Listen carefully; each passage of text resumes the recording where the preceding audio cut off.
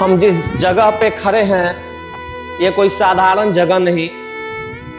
ये एक ब्रिज है, यह कोई साधारण ब्रिज नहीं है। यह अब्दुल बारी सिद्दीकी पुल है जो सोन नदी पे बना पुल है।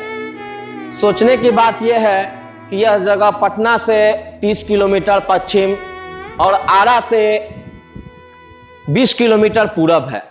यह सोन नदी पे बना एकमात्र ब्रिज है जो अपना 150 साल पूरा कर चुका है।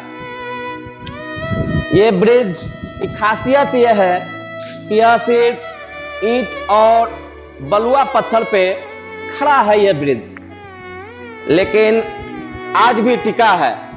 लेकिन आज के समय में जो केंद्र सरकार, राज्य सरकार द्वारा ब्रिज बन रहा है, पिलर, सीमेंट, उस पर काफी खर्च हो रहा है, काफी खर्च हो रहा है।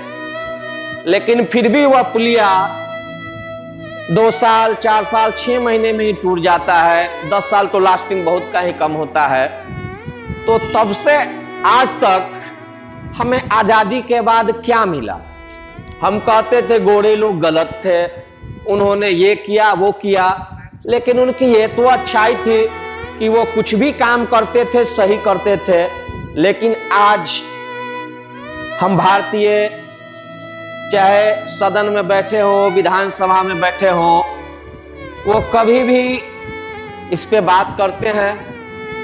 क्या हम टीवी से बाहर निकलकर कभी बोलते हैं कि साहब हमारे बगल में 150 साल पुराना आज ये ब्रिज खड़ा है, लेकिन आज के जमाने के बना ब्रिज 2 साल 4 साल में गिर रहा है? इस पर कभी सवाल किए हैं? तो हम तो यही कहेंगे, आजादी के बाद आपको क्या मिला? मेरे अनुसार तो आजादी के बाद आपको 3 ही ये चीज मिला है। पहला डकैती करना, दूसरा करप्शन करना, तीसरा लोगों में कमियां निकालना। कभी सच के लिए बोले हैं? कभी जानते हैं गांधी जी कैसे क्या किए थे? भगत सिंह को तो भूल ही गए हैं आप। आजाद को तो कब का मिटा चुके हैं आप। आपको तो बस टीवी का रिमोट दाबना है, लेकिन हकीकत बोलने की तो क्षमता है नहीं, क्योंकि आप में से कोई ना कोई होगा जो किसी एक पार्टी को पकड़े हुए होगा। या तो ये बीजेपी का होगा, या लालू की पार्टी के होगा, या हम कांग्रेस के होंगे। हम जिस पार्टी के समर्थक होंगे उनका गुणगान करेंगे, लेकिन हकीकत तो बताएंगे नहीं। हकीकत बताने की क्षमता है तो आप जिस भी पार्टी के समर्थक हो, अपने नेताओं से पूछिएगा कि साहब बिहार में तो बीजेपी और नीतीश जी की सरकार है, तो क्यों ब्रिज गिर रहा है? इससे पहले लालू जी भी शासन किए थे, क्या उन्होंने भी कभी 150 साल पुराना खड़ा पुल देखा, या कभी ऐसे पुल बनाने की इच्छा जाहिर की? गांधी सेतु तो कितने बार टूटा, कितने बार मरम्मत हुआ। बिहार में तो पुल की स्थिति आपसे पता है। हमारे उद्देश्य पुल दिखाना नहीं है, बस बताना यह है कि हमारे सिस्टम में हो क्या रहा है। मेरे भाई, हमको मिला क्या? आजादी के बाद शिक्षा का स्तर नीचे गिरता जा रहा है। स्वास्थ्य में भी हम देख ले किस तरीके से बदहाली में है। क्या पीएमसीएच जैसा कोई हॉस्पिटल भी खड़ा कर पाए? कुछ नहीं। हल्ला है एम्स है, एम्स है। कितना एम्स है भाई बिहार में? कितना एम्स है भारत में? कुछ व्यवस्था तो करके दिखाते। कब तक ऐसे ही आप बैठे रहिएगा? क्या सवाल नहीं कीजिएगा? अगर सवाल नहीं कीजिएगा तो चुप रहिए।